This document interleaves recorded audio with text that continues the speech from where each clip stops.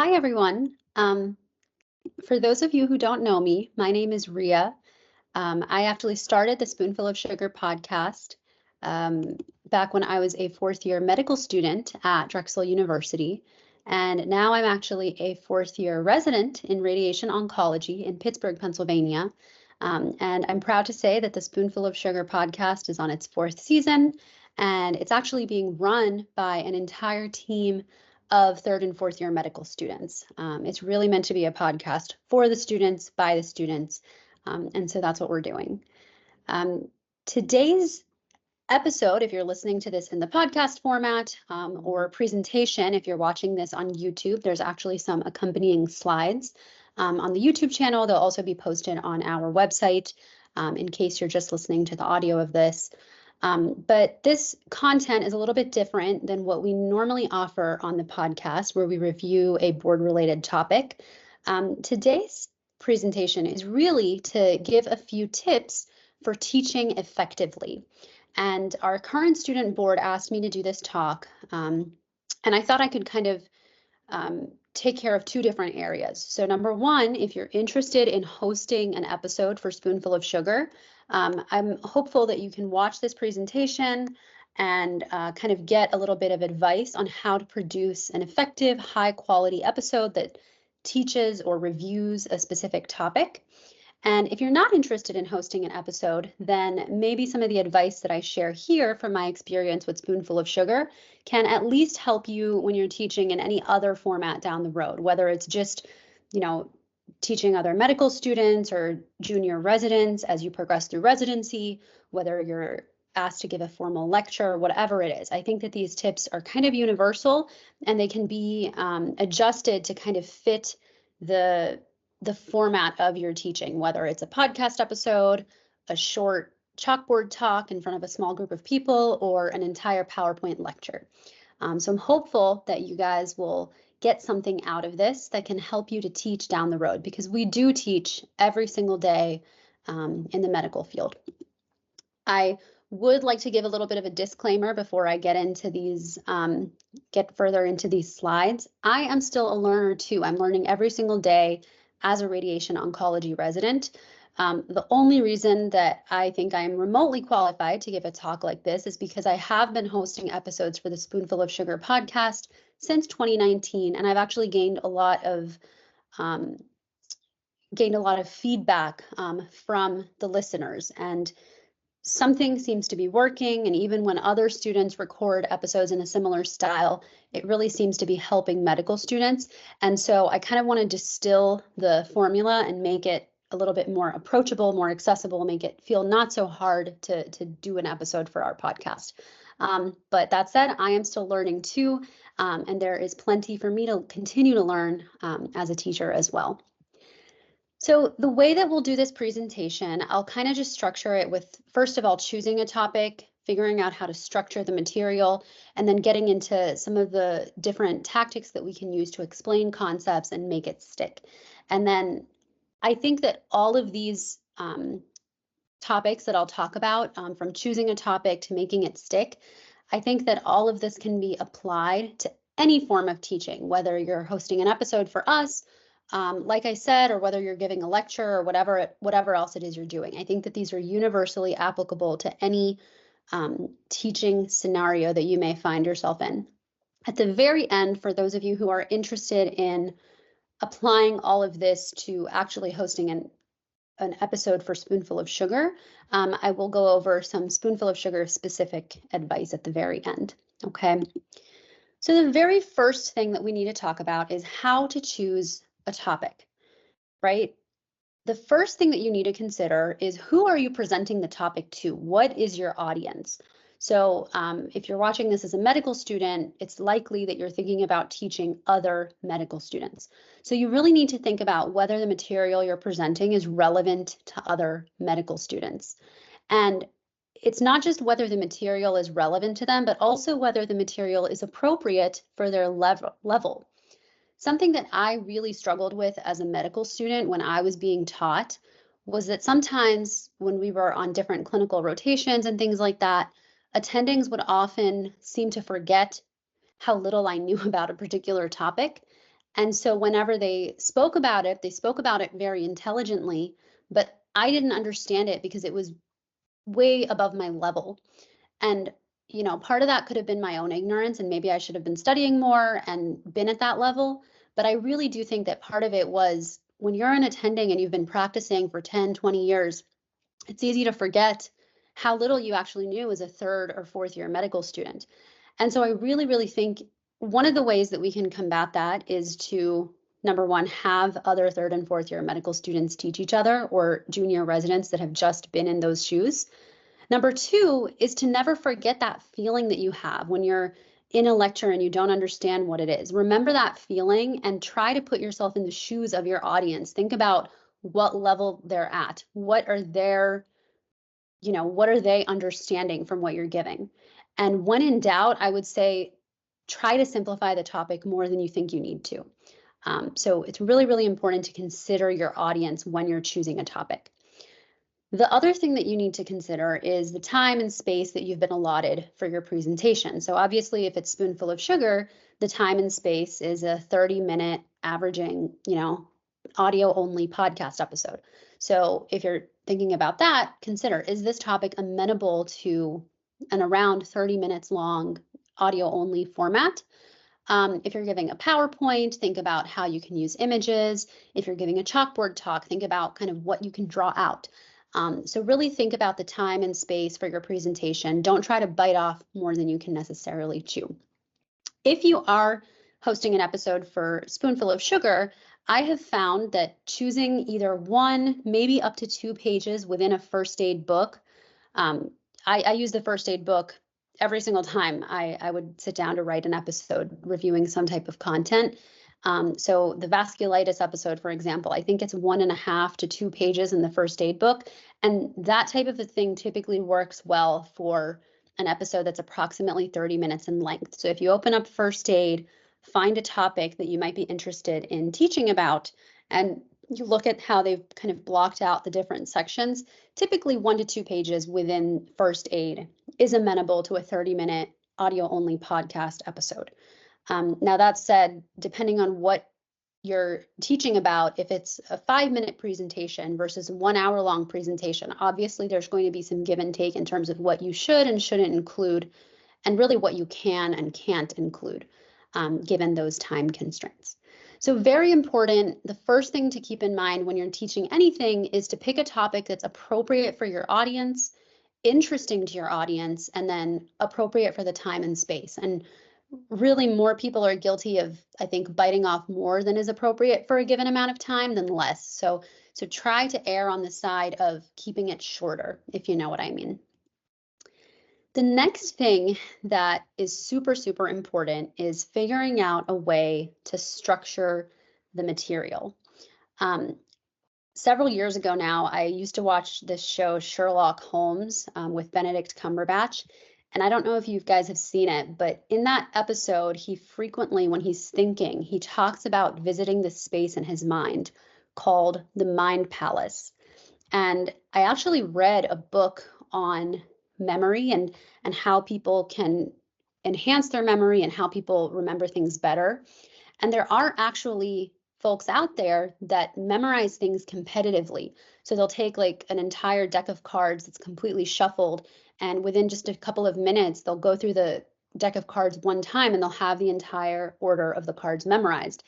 And it's not necessarily because they have eidetic memory, but it's because they have these memory devices that they've created within their mind, a literal mind palace that they can access.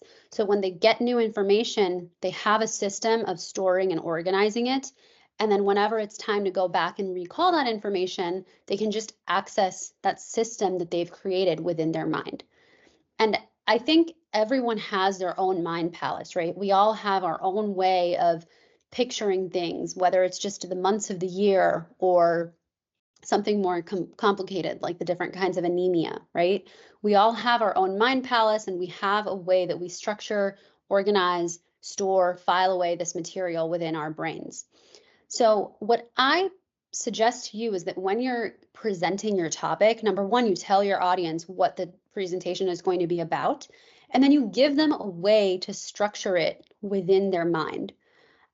So one example of this might be, you can say, oh, it's kind of a tree diagram, right? We have different kinds of anemia, let's say, and we divide the different types of anemia based on how the cells are. So there might be a microcytic versus a macrocytic anemia, right? Or hyponatremia, for example, is divided based on the tonicity of the water. So whether it's hypotonic, isotonic, or hypertonic hyponatremia, right? So present the material and then give your audience a way of structuring that material. Whether the disorders are classified differently based on a characteristic, such as the cell size and anemia. Or maybe if you're presenting a topic like myocardial infarction, for example, you can say that we're going to start off by talking about the pathophysiology of it. We'll talk about what happens to the cells at a molecular level during a heart attack. Then we'll talk about the presentation. How does it affect our actual patient in front of us? And then how do we diagnose it? How do we treat it? How do we manage it long term? And what are the long-term complications? So give your audience a way to structure the material so that as you're going through your little talk, no matter how long or short it is, they have that structure in mind and you're giving them that mind palace. You can give them a way of kind of accessing that material later. I think it's really, really important to provide that structure and provide a fallback for them. So if they forget all the different kinds of hyponatremia down the road, if they remember that, okay, there are 3 different kinds. So the first step is for me to figure out what is the tonicity. Maybe that can help them kind of understand the material a little bit better. So give them a really good structure. Now, this is where I think as teachers, we can make the biggest impact is by explaining concepts. One of the things that stands out to us about a good book, a good TV show, a good movie, is that it's a really compelling story, right? Certain things happen, certain events take place, and either the way that people react or the things that happen, the reactions to those things, either they make sense or they don't. And sometimes they don't make sense at the beginning, but then at the end, maybe there's a plot twist and you find out, oh, this is the reason that a character was acting funny all along. They were actually disguised as somebody else. That event at the end of the story often makes everything that you just watched or read, make a lot of sense. And it kind of completes the story and it makes a lot of sense. So the same concept, I think, applies when you're teaching something in medicine, right? Everything in our body is happening for a particular reason. And all of medicine and science really is trying to figure out why things are the way they are. So when you're explaining a disease or when you're explaining a pathophysiology of something, tell it like a story and explain it in a way that makes sense. And think about what it took for that thing to make sense to you, right? I'm not going to pretend like there's not a ton of stuff in medicine that we don't understand. I'm not going to pretend like medical school is easy and everything is always making sense and kind of laid out to us perfectly like a story. That's not true, right? Certain things you just have to memorize. Like you just have to memorize the different types of glycogen storage diseases, right? You just have to memorize them. You have to know that they exist. But when possible, try to make it interesting and try to tie subjects together.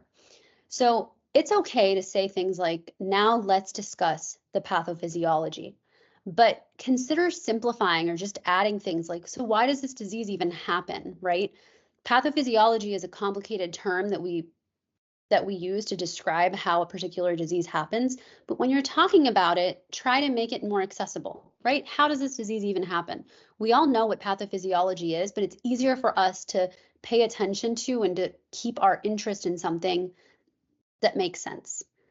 You can also say things like the cardiac output is a stroke volume times the heart rate, right? That's an equation we all probably need to know. However, if you can simplify it by actually saying what that means, right? The cardiac output tells us the exact volume of blood that the heart is pumping out per minute. And that's based on how much blood is pumped out with each stroke and how many strokes per minute. That kind of helps. It's a longer explanation, but it helps to explain the formula. So if you don't actually know what stroke volume is, you need to kind of break that down for your listeners. Obviously, I'm choosing very basic examples here, but I'm trying to say that it's really, really important to explain things, okay? Another example, this increases the afterload. Explain that to your audience. What is afterload, right? That means that our arteries beyond the heart are kind of constricting, and it's making it harder for the heart to pump out blood, because the heart pumps out blood into all these arteries throughout our body. But if those arteries are constricting, it makes it harder for the heart to pump out blood, and that increases your afterload. That's what that means. So explain things in a way that makes sense, explain them as simply as possible, and when you're able to, try to tell it like a story.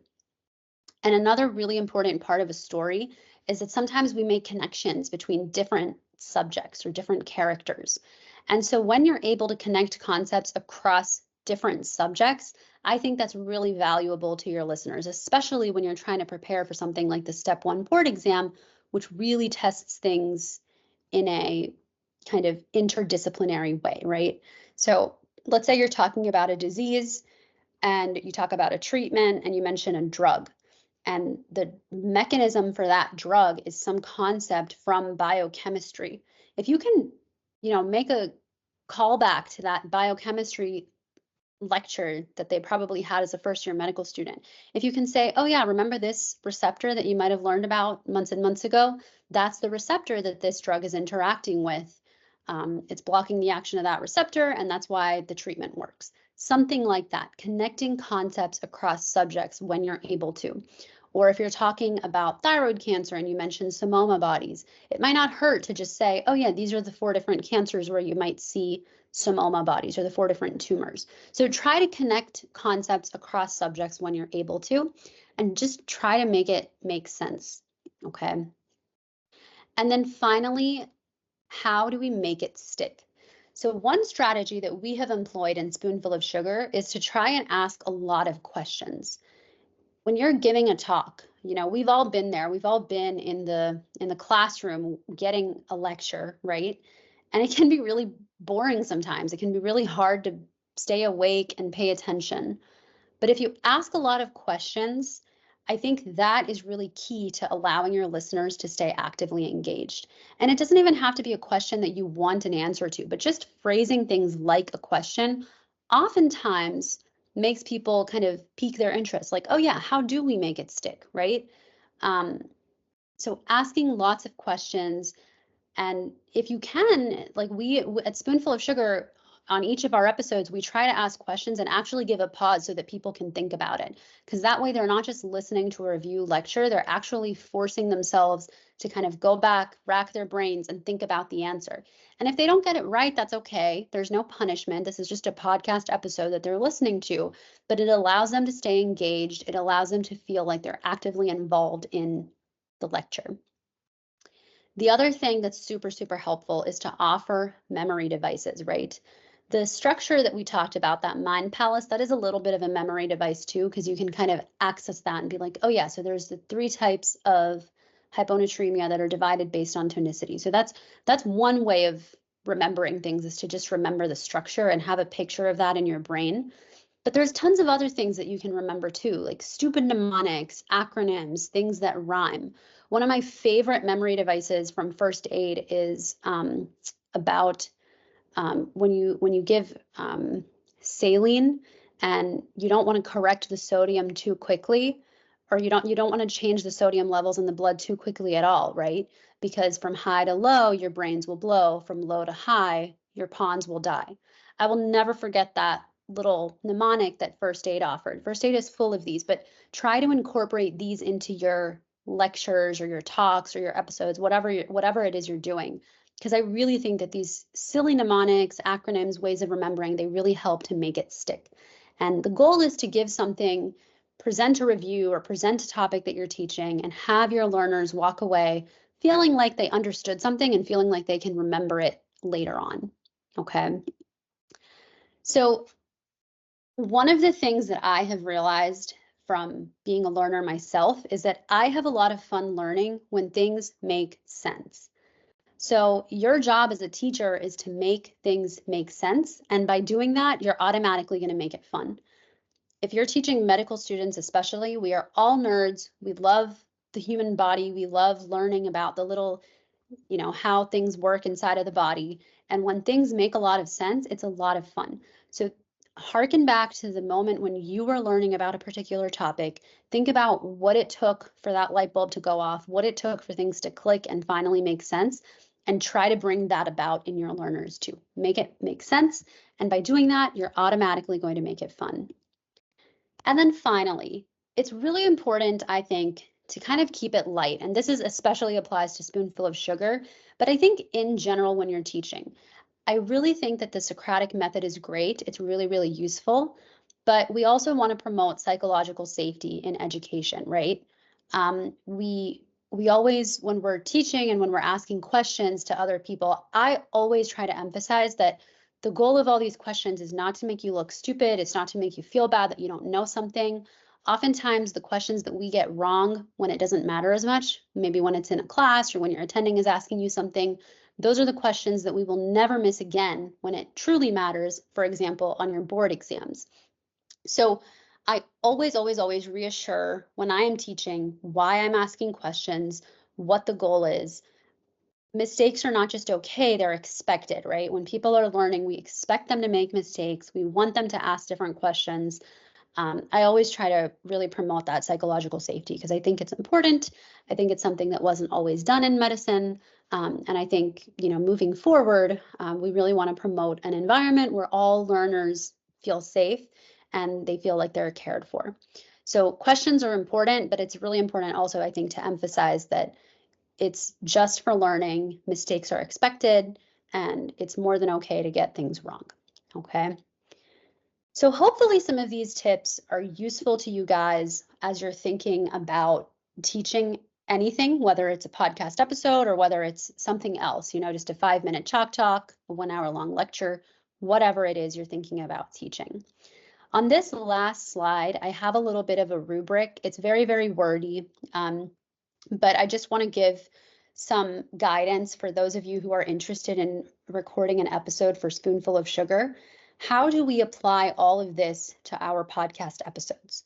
The goal is for medical students to create high quality episodes that review a particular topic that's related to the USMLE board exams in an easy, fun, approachable way by asking lots of questions and using lots of mnemonics and memory devices to make things stick.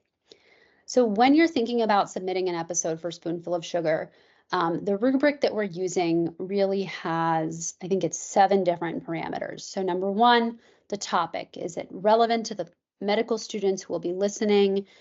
Is it appropriate for, we try to aim for having episodes that are around 30 minutes in length. So is it appropriate for that? The content as well. Are all of the important aspects of the topic properly covered? Is the information presented accurate? Is it structured in a straightforward, logical manner? Are you building that mind palace for your listeners? Clarity, we obviously want to make sure that the speaker is easy to understand, that they try to make an effort to simplify, explain topics in a super accessible way. Engagement, are they kind of engaging the audience by asking questions, using memory devices and mnemonics? And finally, the quality of the audio. We want to make sure that it's clearly audible, the volume is good, and things like that. So based on everything that I just talked about, I think hopefully all of that made sense and why you should try to teach in a way that's approachable, accessible, and fun, and in a way that really makes sense. And this rubric is basically putting all of that in a formal, table so that when our student board is getting in new requests to be, featured on the podcast, they can kind of look at the recordings and kind of process them in a way that's kind of organized. So I just want all of our potential hosts who will be potential team members on Spoonful of Sugar to just realize that we are really interested in making high quality content. We obviously want to engage a lot of medical students as hosts, and we want to give you a chance to teach something that's important to you. But we also want to make sure that the episode is very accessible and it's easy for listeners to learn and review, and it's not super toxic. We want to make learning as fun and as easy as possible. So that is all I have. I am really grateful to anybody who stuck with me the whole time and watched that entire presentation. I hope somebody found it useful for whether it's for the podcast or some other teaching project. I hope that you can hopefully apply some of this advice into your future endeavors. So with that, I will sign off and thank you guys so much for your time.